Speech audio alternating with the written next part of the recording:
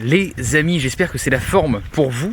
Soyez les bienvenus dans ce nouvel épisode hors piste pour continuer notre passage en terre normande. Aujourd'hui avec un épisode dédié à un sujet sur lequel on peut difficilement faire l'impasse ici, à savoir le célèbre débarquement de Normandie.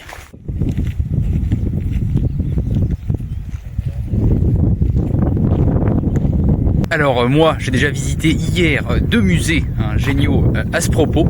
Aujourd'hui, je continue dans ce thème et je tenais à vous partager une partie de ces aventures hors préfecture par le biais d'une vidéo.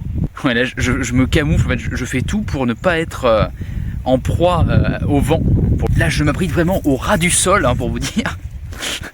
Alors nous allons là visiter quelques lieux en rapport avec cette période de l'histoire qui aura été témoin il y a maintenant plus de 81 ans du débarquement des troupes alliées déterminées à libérer non seulement la France mais également l'Europe de l'emprise de l'Allemagne nazie. Cette opération militaire nommée Overlord fut décidée par trois hommes d'État, à savoir Churchill pour le Royaume-Uni, Roosevelt pour les États-Unis et Staline pour l'Union soviétique. Bon, les Allemands avaient évidemment senti le coup venir et avaient dressé une colossale ligne de fortification connue sous le nom de mur de l'Atlantique qui, comme son nom l'indique, s'étendait le long des côtes de l'Atlantique et ce de l'extrême sud-ouest français jusqu'au nord de la Norvège.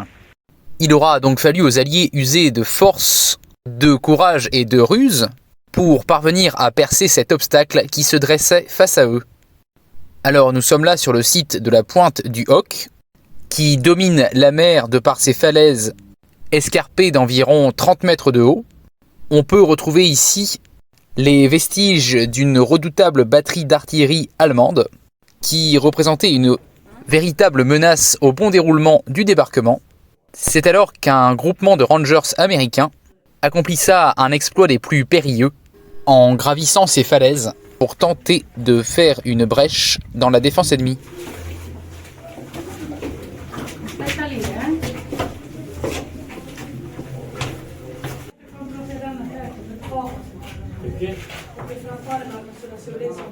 On peut voir ici par ailleurs que d'importants cratères creusés par les bombes sont toujours visibles aujourd'hui.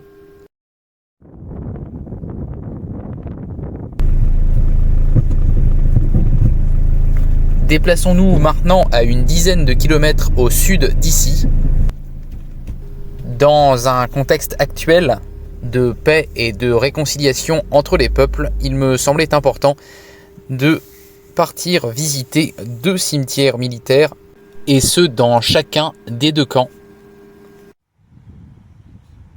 Nous arrivons maintenant dans le cimetière allemand de la Cambe, où reposent les corps de plus de 21 000 soldats allemands ayant perdu la vie lors de la bataille de Normandie.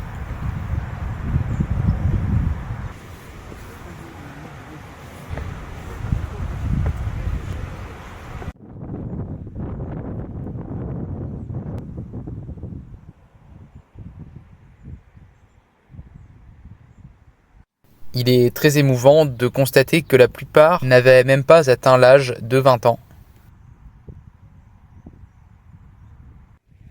Ici, cette fois-ci, le cimetière américain de Colleville-sur-Mer, où sont enterrées les dépouilles de plus de 9000 soldats américains.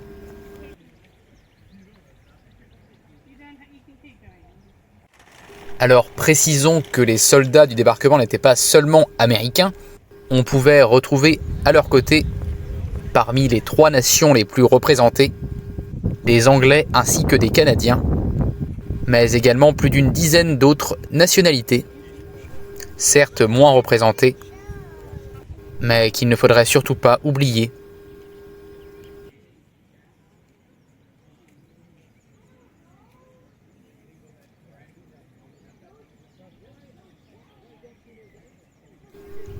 Ce qui est sûr, mes amis, c'est que ce débarquement, qui constitue le plus important de tous les temps, aura marqué un tournant certain dans l'issue de la Seconde Guerre mondiale.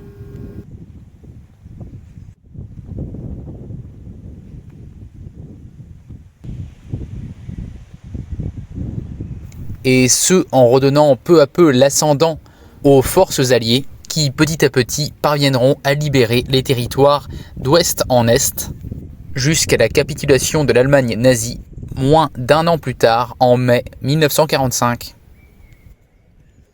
Bon, et bien voilà cet épisode qui arrive à sa fin. J'espère qu'il vous aura plu. Ouais, le temps en ces différents lieux